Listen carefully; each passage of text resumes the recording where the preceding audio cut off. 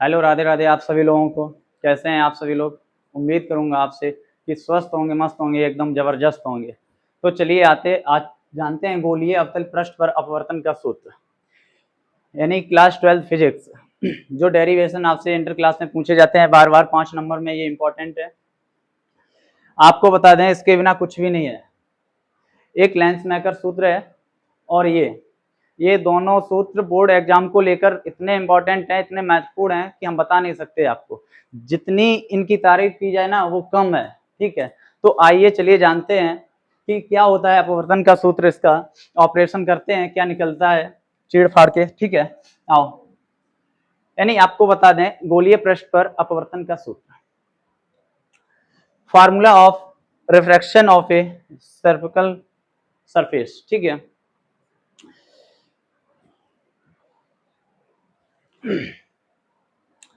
जैसा कि आपके सामने है कोई उत्तल, यानी कोई उत्तल दर्पण है। ठीक है, इसको हम नाम देंगे अपने पास से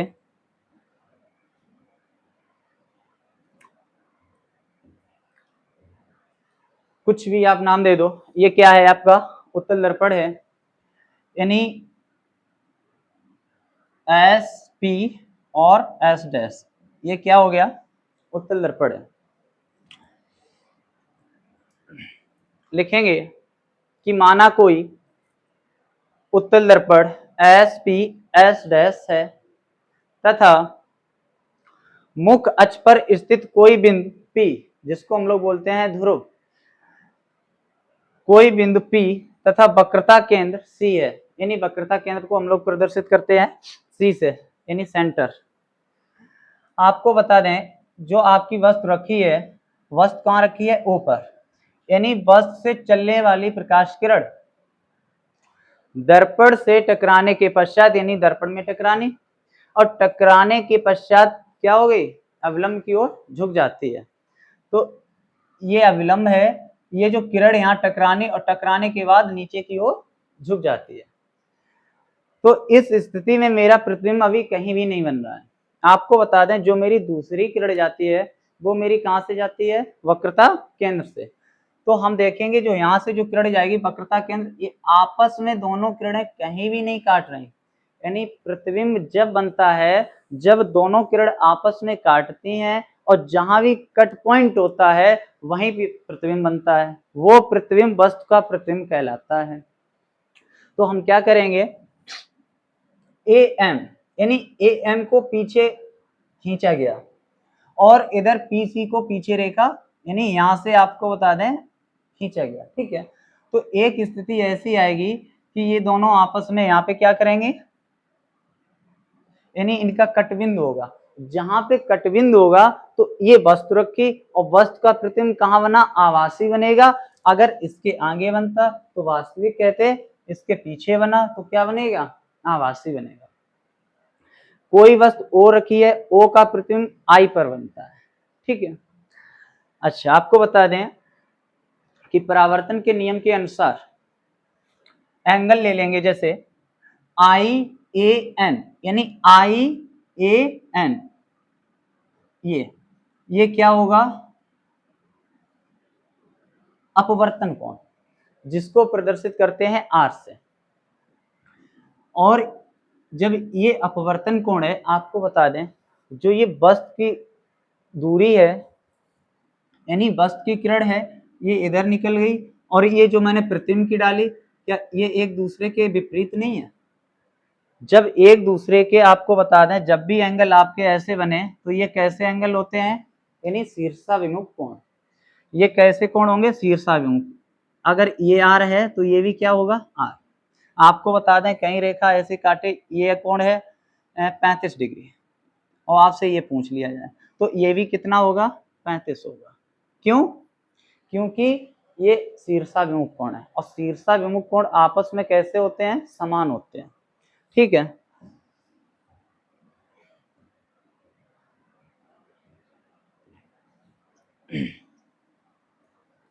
तो चलिए जानते हैं।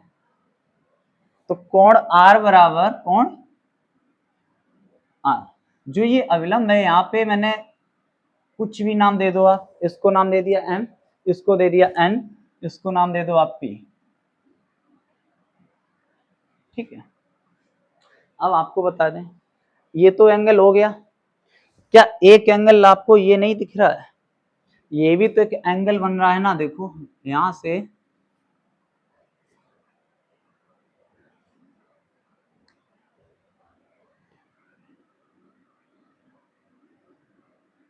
ये कंप्लीट एंगल।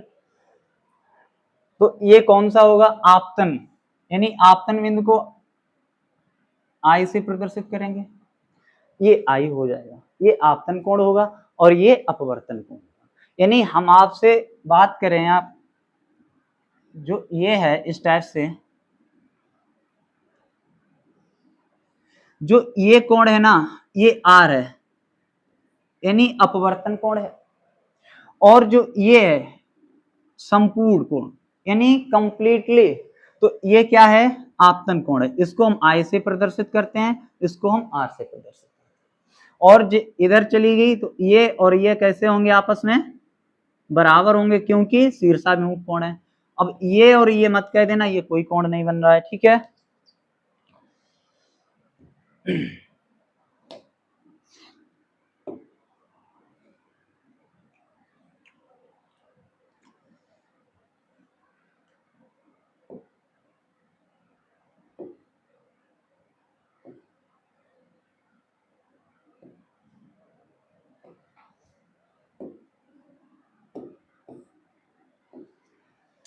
आपको बता दें, जो भी हमारे दर्पण में दूरियां नापी जाती हैं, वो दूरियां कहाँ से नापी जाती हैं? ध्रुव से नापी जाती हैं। तो यहाँ ध्रुव से वस्तु तक की दूरी को हम लोग क्या कहेंगे? यानी ये मेरी वस्तु रखी है, यहाँ से और ध्रुव तक की दूरी को क्या कहेंगे? यू। और कैसी दूरी होगी? ऋणात्मक होगी। ध्रुव से प्रतिबिंब तक की दूरी, यानी यहाँ से ये मेरा क्या है? प्रतिबिंब है, और यहाँ से और ध्रुव तक की दूरी को क्या कहेंगे? v। ध्रुव से वक्रता केंद्र तक की दूरी को क्या कहेंगे? रेडियस, यानी त्रिज्या, r से प्रदर्शित करते हैं, ठीक है। तो ध्रुव से वक्रता केंद्र तक की दूरी को क्या कहेंगे? r, ठीक है। तो भाषा में अगर आप लिखना चाहो तो आप लिख सकते हो, माना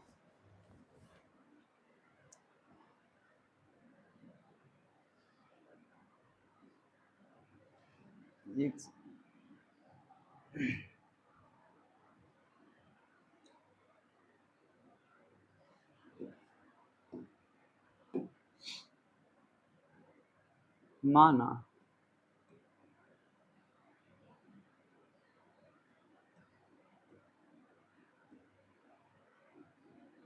कोई, माना कोई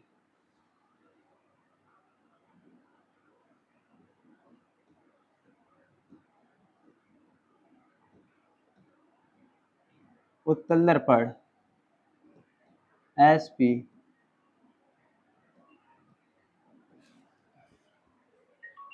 S डैश है,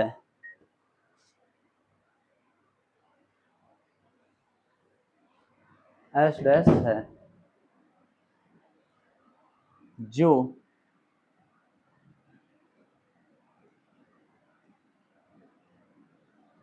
लिख लो जिस पर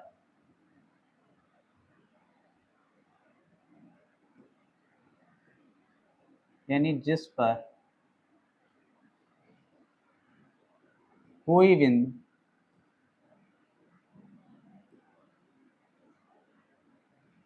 कोई बिंदु P है, P है, तथा वक्रता केंद्र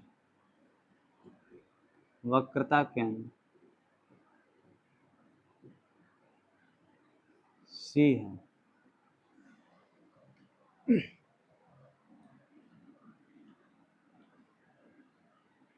और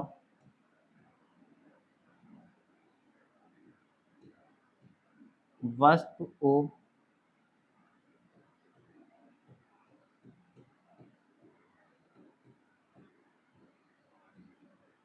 प्रतिबिंब I है।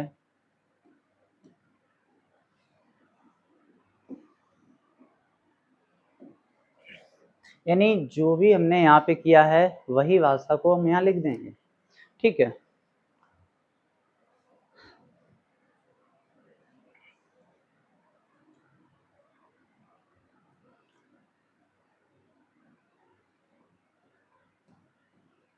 दर्पण के ध्रुव से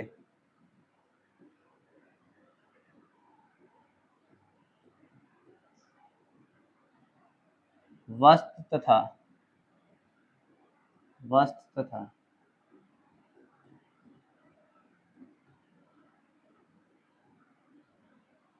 प्रतिबिंब की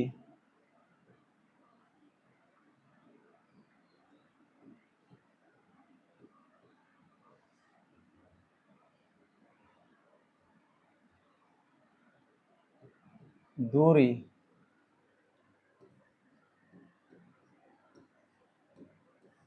क्रमशः u व v है तथा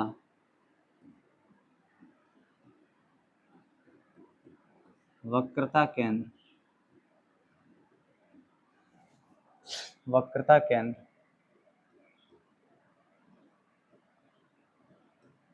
तक की दूरी r है। यानी हमारा प्रतिबिंब कहाँ पे बन रहा है, I पर बन रहा है। वस्तु कहाँ पे रखी है, O पर रखी है, ठीक है। तो आइए चलिए जानते हैं, जहां कोण IAN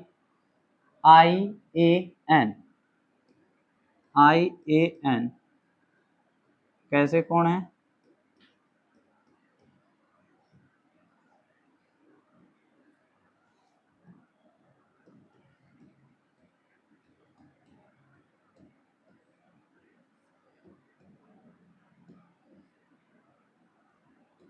अपवर्तन।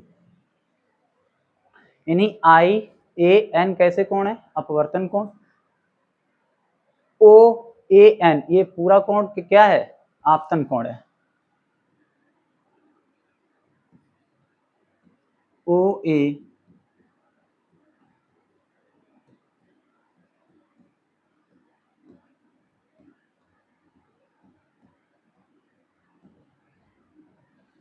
तन कोण है। बिंदु A से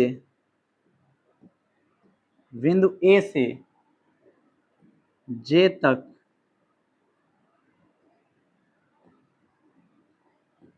कोई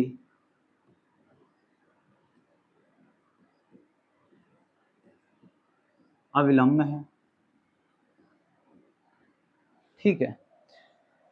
आपको बता दें, जो ये अविलंब मैंने डाला है बिंदु A से J तक, इसकी ऊंचाई मान लो h, यानी हाइट,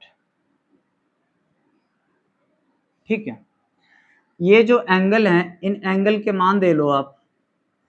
ये होगा बीटा, अल्फा और ये होगा गामा। यानी वक्रता केंद्र और वस्तु और प्रतिबिंब, ये यहाँ पे तीन जो कोण हैं, ये क्या है, बीटा, अल्फा और गामा। तो आइए अब जानते हैं,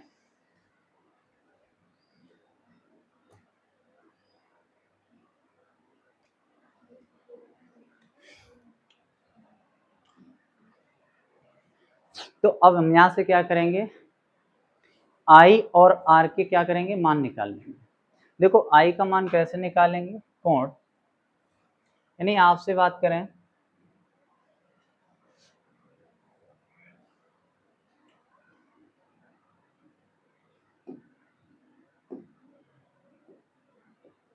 त्रिभुज IAC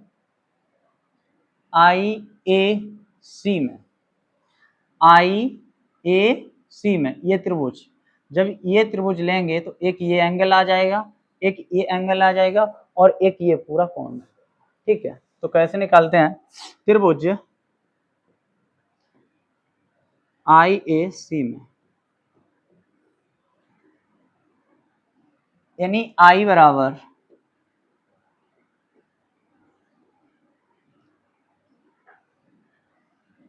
बीटा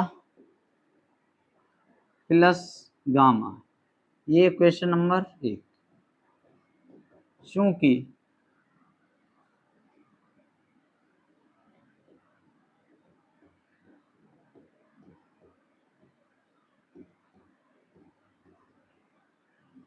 बहिष्कोण, आपको बता दें बहिष्कोण क्या होता है, इधर सीखिए।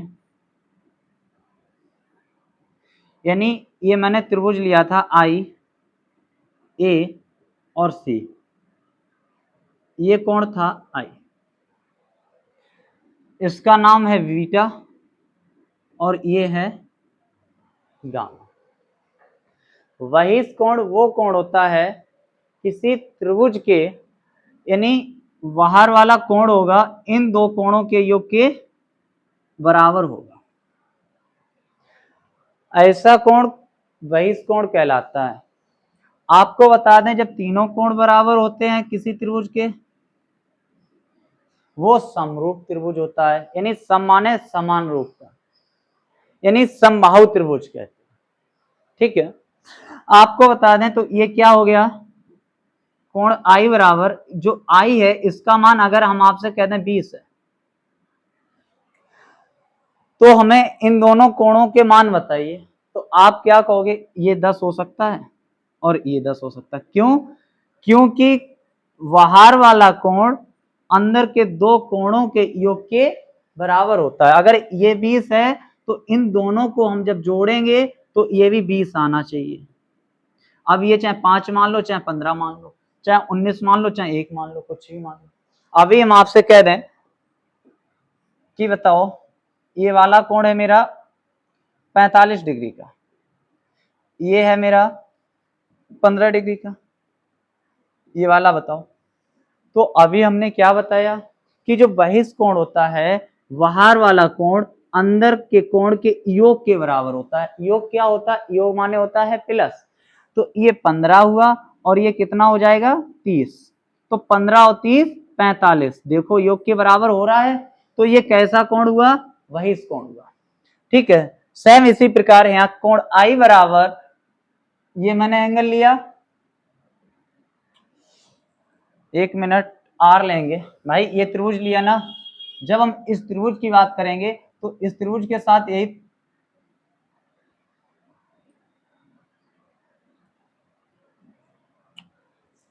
इस त्रिभुज के साथ यही तो एंगल बन रहा है ना, आर।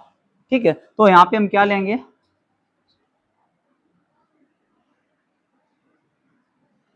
आर लिख देंगे, आर बराबर बीटा प्लस गामा, ये हो गया समीकरण 1। चूंकि बहिष्कोण, ठीक, त्रिभुज ओ ए सी में, ओ ए सी में कोण आई बराबर किसके होगा, यानी इस त्रिभुज की बात कर रहे हैं ओ ए सी में, तो ये जो है एंगल यहां से ये किसके बराबर होगा? Alpha plus gamma, alpha plus gamma, समीकरण 2, यानी लिख देंगे बहिष्कोण। तो समझ में आ गया बहिष्कोण क्या होता है।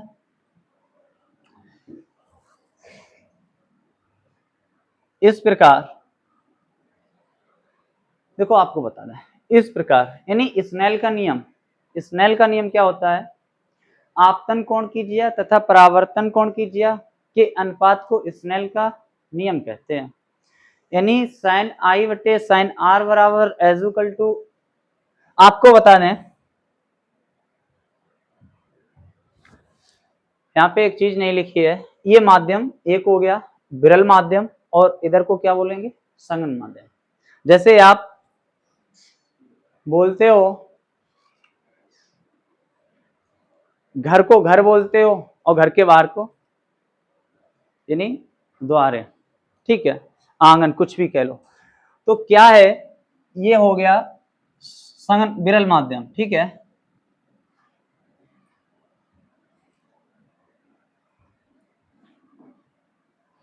क्या है, विरल माध्यम।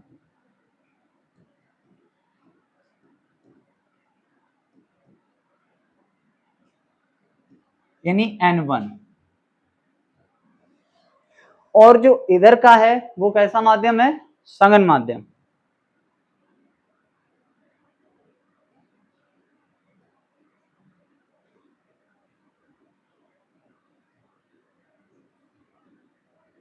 यानी N2, ठीक है।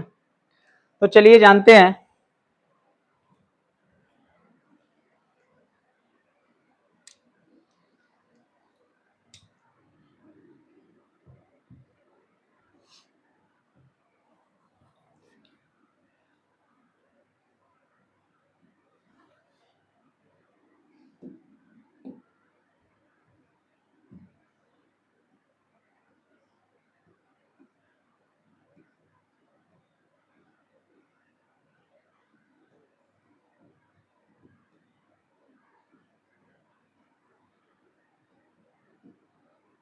स्नेल के नियम से, यानी साइन आर बराबर N2 क्या हो गया, संगम माध्यम, N1 N2 बटे N1, ठीक है। लिख देंगे यदि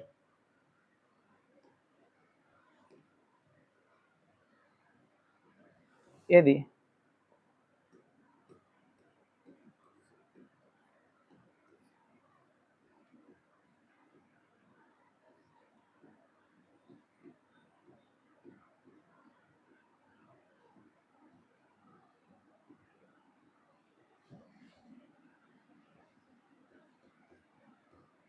साइन आई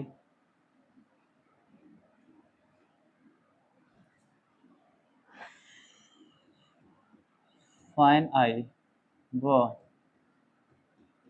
साइन आर के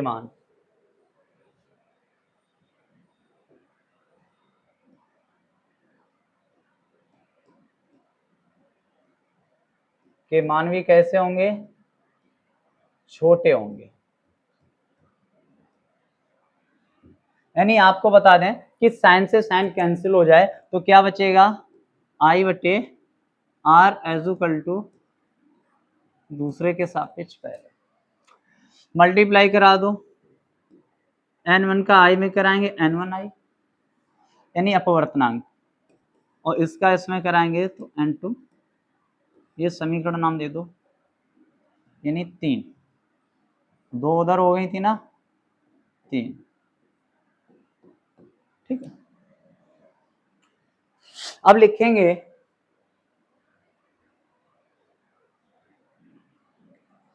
समीकरण पहले व दूसरे का मान समीकरण 3 में रखने पर, समीकरण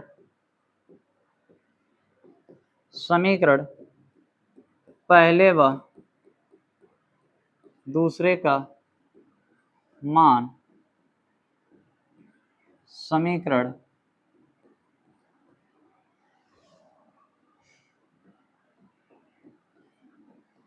3 में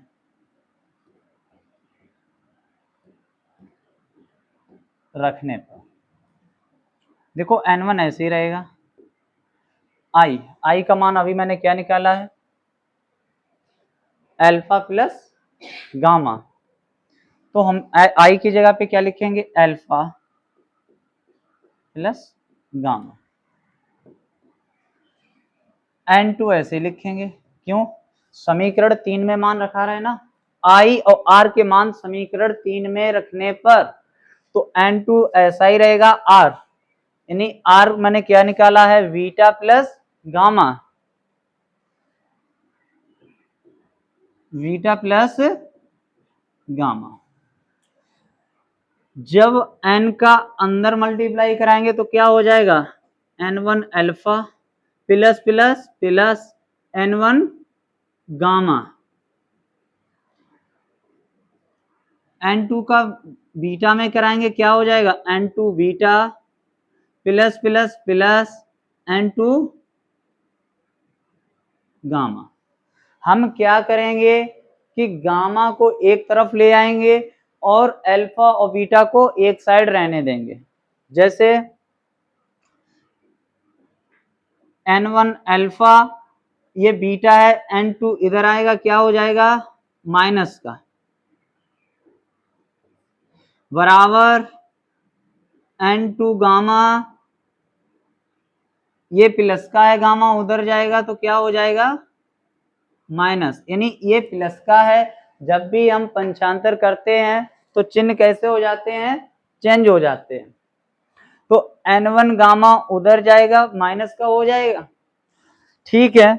यहां से हम क्या करेंगे,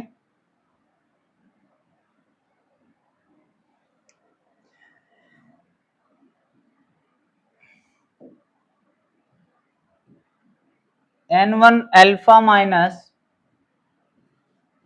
n2 बीटा को ऐसे ही लिखा रहने देंगे। यहां हमें दिख रहा है कुछ कॉमन, यानी क्या कॉमन है, एल गामा कॉमन है। तो जब हम गामा कॉमन ले लेंगे तो क्या बचेगा, यानी जब हमने गामा को कॉमन ले लिया है तो n2 माइनस n1,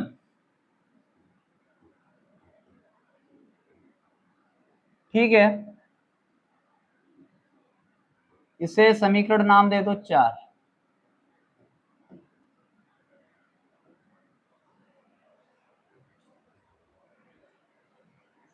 तो चलिए जानते हैं, अल्फा बीटा और गामा के मान निकालने पर, यानी अब हमें मान निकालने हैं अल्फा बीटा और गामा। आपको बता दें, ये बीटा है, ये अल्फा है, ये गामा है। यदि ए जे पी के समीप हो, जो अविलंब है ए और जे, ये किसके समीप हो, पी के, यानी आपसे कहें, आपकी भाषा में बता दें आपको कि ये जो लाइन है, ये जो रेखा है, ये किसके बराबर हो, पी के बराबर हो। तो सारी मेरी दूरियां कहां से नापी जाएंगी, पी से, यानी ध्रुव से। ध्रुव से बस तक की दूरी को u से प्रदर्शित करेंगे और ध्रुव से प्रतिबिंब तक की दूरी को v से, और यहीं से नापेंगे ध्रुव से वक्रता केंद्र तक की दूरी को r से। तो हम बात करते हैं त्रिभुज, त्रिभुज आई ए जे में, त्रिभुज आई ए जे में क्यों, अल्फा का जब भी मान निकालेंगे तो ये कैसा त्रिभुज है, यानी ऊंचाई हमने मान ली h, और यहां से ये मैंने अभी आपसे क्या कहा है कि जो इसको अगर हम पास कर दें तो ये किसके समीप आ जाएगा, पी के, यानी जे है वो ये समझ लो कहां पे आ गया, पी के पास आ गया। तो आपको बता दें, जब बीटा का मान निकालेंगे तो त्रिभुज में क्या लेंगे, टेन बीटा, यानी बीटा बराबर, आपको बताएं त्रिकोणमिति जो अनुपात है टेन थीटा बराबर होता है लंब बटे आधार।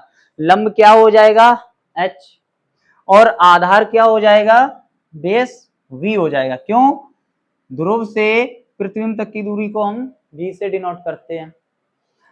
तो चलिए जानते हैं, त्रिभुज आई ए जे में,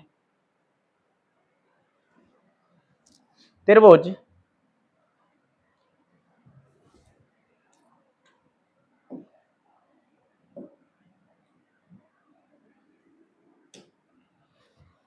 आई ए जे में, त्रिभुज आई ए जे में क्या लेंगे, टेन बीटा बराबर, यानी क्या लेंगे, एंगल ले लो ऐसे, थीटा बराबर क्या लोगे आप, बीटा बराबर टेन बीटा। क्या होता है टेन बीटा बराबर, अभी मैंने बताया है लंब बटे आधार। लंब कितना है,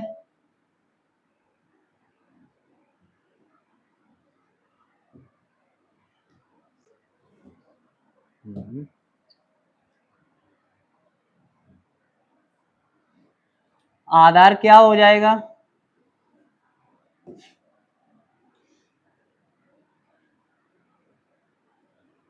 यानी जे आई। अभी आपको बताया जब ये समीप होंगे तो ए जे ऐसे ही लिखेंगे। ये जो जे आई है, यानी जे से आई तक की दूरी तो हमें पता नहीं है। अभी हमने कहा ये किसके समीप होगा, ध्रुव के, तो हम जे को क्या लिख लेंगे, पी।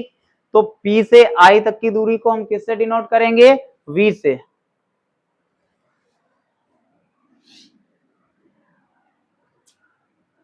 यानी पी से आई, ए जे यानी लंब परपेंडिकुलर क्या है, एच है, और पी आई वी है, ये माइनस में लेंगे।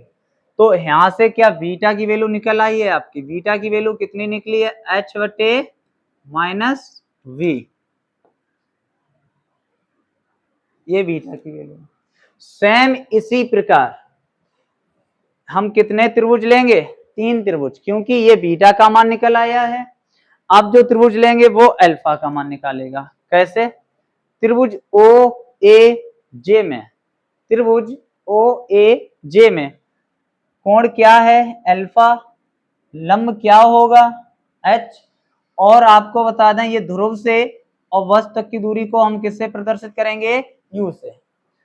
तो त्रिभुज ओ ए जे में त्रिभुज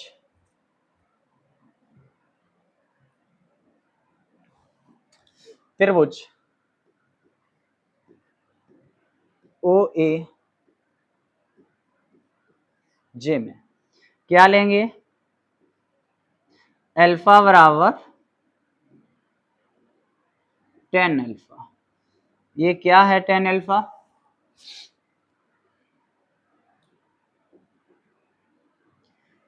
यानी ए जे वटे जे से बस तक की दूरी। आपको बता दें इसको लिखा जा सकता है ए जे, ये जो जे है ये किसके समीप हो जाएगा, पी के समीप, यानी ध्रुव के समीप। तो क्या लेंगे, पी से ओ, आप जानते हो ए से जे तक की दूरी यानी परपेंडिकुलर, ये क्या है एच था, और ये माइनस का यू ले लो, तो एच लिख दो और माइनस का यू। तो यहां से क्या निकल आया है आपका, अल्फा का मान कितना निकला है, एच बटे माइनस,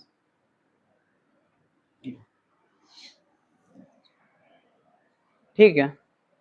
सेम इसी प्रकार क्या करेंगे हम, अब त्रिभुज की बात करेंगे, सी ए जे में, या कह सकते हो आप ए सी जे में, क्यों, लंब पता है एच, आधार भी पता है ये इसके समीप हो जाएगा, आर आधार हो जाएगा बेस, और कोण भी पता है गामा। तो हम लेंगे सी ए जे में त्रिभुज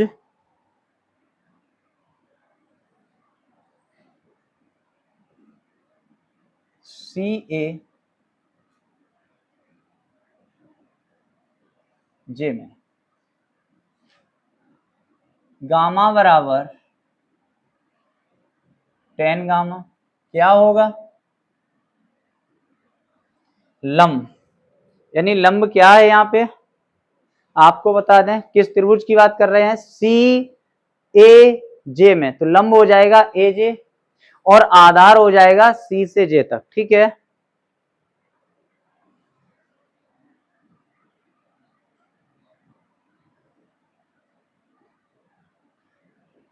यानी ए जे, सी जे को हम क्या लिख सकते हैं, यानी सी पी, जहां पे ए जे क्या है,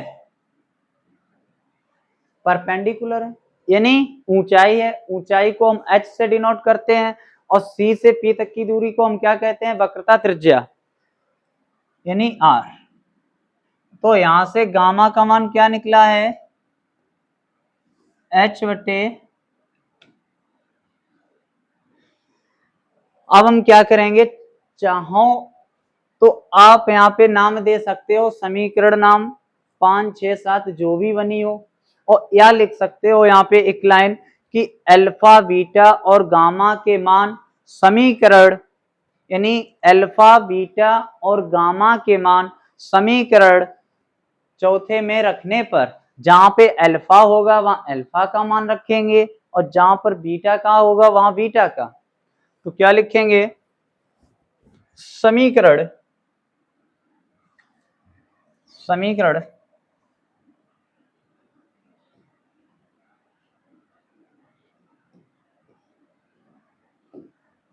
समीकरण चौथे में अल्फा बीटा गामा के मान रखने। अच्छा, समीकरण 4 क्या है,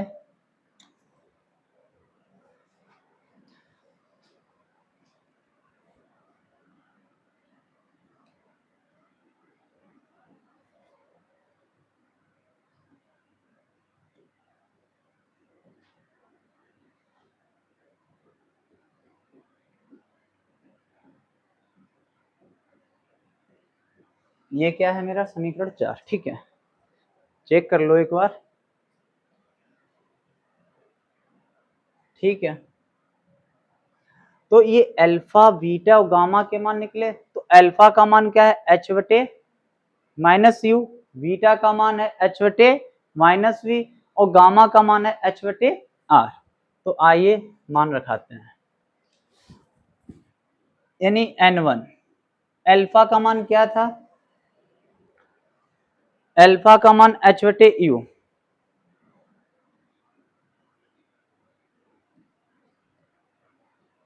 ये माइनस n2, यानी बीटा, बीटा का मान क्या है, एच बटे माइनस वी।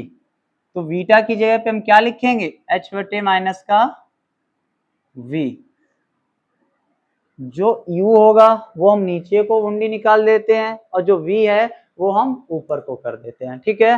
इधर आओ, यानी गामा, गामा का क्या मान निकला है, h बटे आर।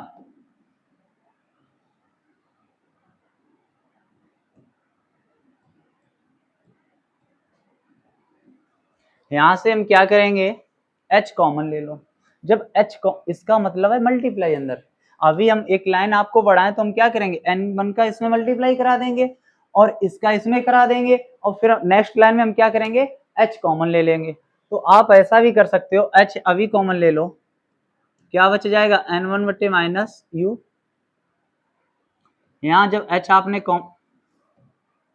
आओ मल्टीप्लाई करा देते हैं, इसका इसमें कराएंगे n1 h बटे माइनस का यू, प्लस माइनस माइनस, और ये माइनस माइनस प्लस नहीं हो जाएगा,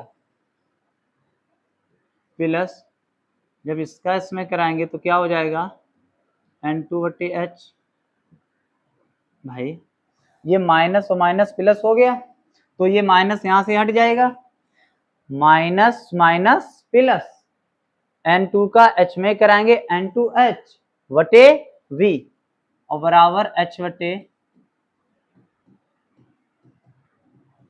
आइए यहां से क्या है, h ले लो कॉमन, जब h कॉमन ले लिया क्या बनेगा, n1 minus you plus n2 minus sorry plus v,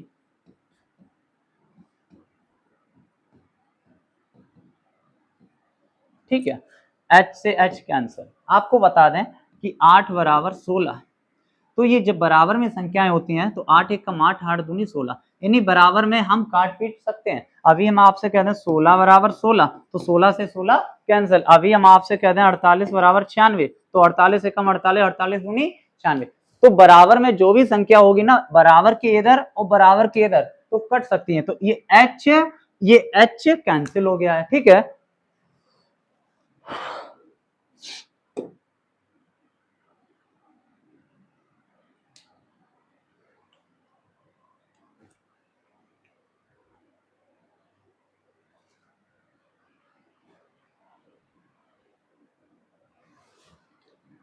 तो आइए लिखते हैं। देखो हम क्या करते हैं, आपका सूत्र प्रूफ हो गया है, लेकिन प्लस वाली संख्या पहले लिख लेते हैं, माइनस वाली बाद में लिख लेते हैं। तो हम यहाँ पे क्या करेंगे, यानी N2/V, ये प्लस के, ये minus plus minus minus N1/U बराबर क्या बचा, N2 माइनस N1। नीचे ये R बचा है अपॉन में, भाई ये इसके H तो कैंसिल हो गया, ऊपर क्या बचा N2 माइनस N1, तो नीचे क्या है R। हैंस प्रूफ, यही हमें प्रूफ करना है, ठीक है। अगर हम आपको बता दें कि यदि संगन माध्यम में बना कोण, संगन माध्यम जानते हो जो इधर का भी मैंने लिया था N2, और विरल माध्यम क्या है N1 है। तो आपको बता दें सघन माध्यम का विरल माध्यम के सापेक्ष अपवर्तनांक आप यहां लिख सकते हो,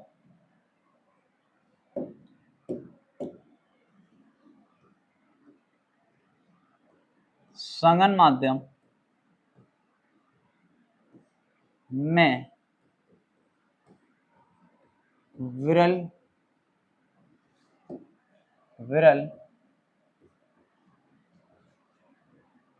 माध्यम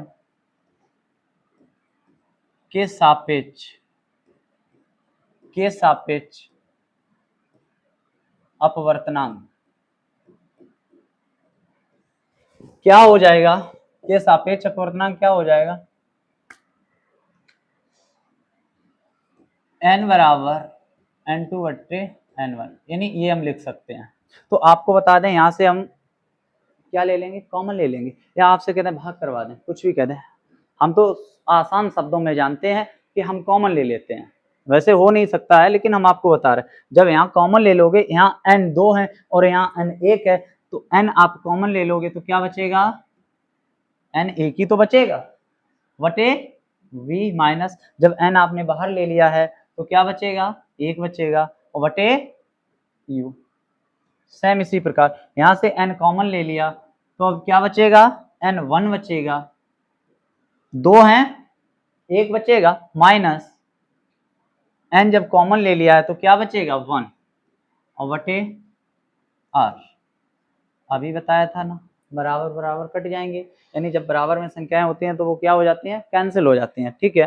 तो आइए क्या हो गया है, n/v माइनस 1/u बराबर n1 माइनस 1/r। ये आपको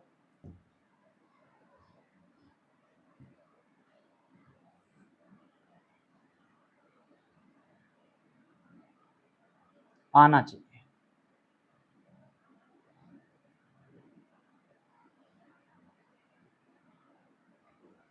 यही हमें करना था।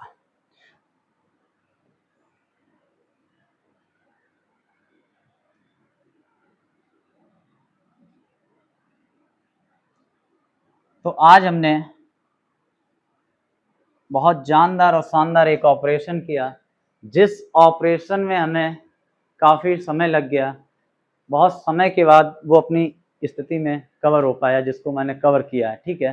तो ये उम्मीद आप लोगों से भी करेंगे कि आप लोगों को ये जो भी डेरिवेशन है, जितने भी डेरिवेशन आपको कराए जा रहे हैं, ये आप सभी मतलब कर लीजिए, जो भी आपको डाउट बने वो आप डाउट को क्लियर करिए, जिससे कि कोई दिक्कत ना हो। बता दें ये बोर्ड एग्जाम में 5 नंबर में पूछे जाते, कहीं नहीं गए आपके, ये तो पक्के हैं। अब पक्के कब होंगे, जब तुम पक्के होगे, जब तुम ही कच्चे होगे तो नंबर तो वैसे भी कच्चे हैं, नंबर को भी पक्के बनाने पड़ते हैं, ठीक है। कहते हैं ना, आपको बता दें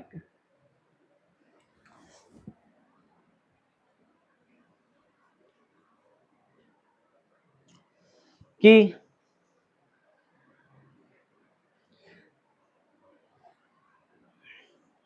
जिंदगी को बदलने के लिए बातों से नहीं रातों से लड़ना पड़ता है।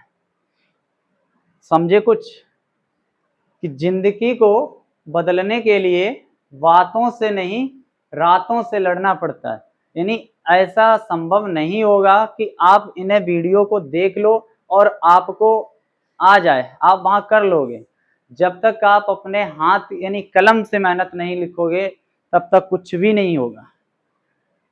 तो ये जितने भी डेरिवेशन हमने आपको कराए हैं वो आप सभी कर लीजिए। और आपको इसी के साथ ही साथ बता दें कि इंग्लिश की जो मेरी सीरीज चल रही है, जिस किसी बच्चा को इंग्लिश में दिक्कत है, यानी इंग्लिश वो जानता ही नहीं कि इंग्लिश व्याकरण क्या होता है, बेसिक ऑफ यूनिट बता दें, इंग्लिश की अल्फाबेट है यानी लेटर क्या होता है आपको बता दें, जिस किसी को भी इंग्लिश पढ़नी हो तो वो भूमि से पर्वत सीरीज जो मैंने नाम दिया है उस प्लेलिस्ट का, उस प्लेलिस्ट से जुड़ना कोई भी ना भूलें, ठीक है।